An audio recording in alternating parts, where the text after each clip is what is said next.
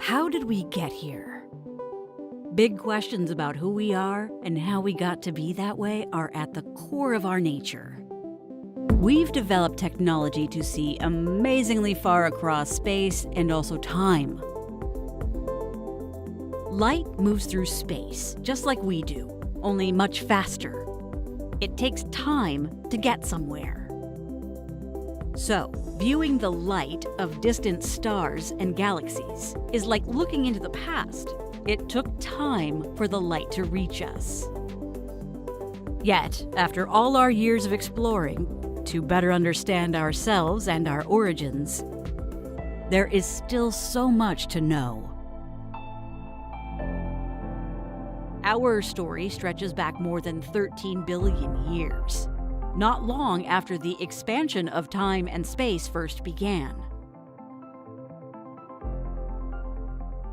At some unknown time, the building blocks of life were forged in the heart of the first stars. But much of the early universe remains a mystery. There are theories about how gravity first brought stars, gas, and dark matter together to form galaxies. But that time period has never been observed. Detecting light from the first galaxies to form has been a challenge for even the most powerful telescopes. As the light early galaxies emitted traveled through space, that space itself was expanding, stretching the light to longer infrared wavelengths. Past telescopes have detected infrared light, but the faint light of the very first galaxies has remained out of reach. Until now.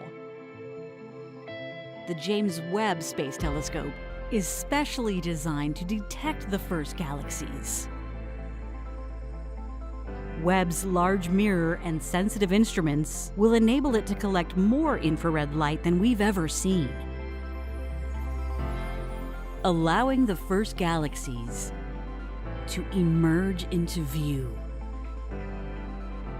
With Webb, we can begin filling in some of the blank pages at the beginning of the universe's story. When did the first galaxies form? How massive were they? What types of stars and elements did they contain? The universe's story is our story, and with Webb, we can finally explore these questions, as well as uncover new ones we haven't even thought to ask.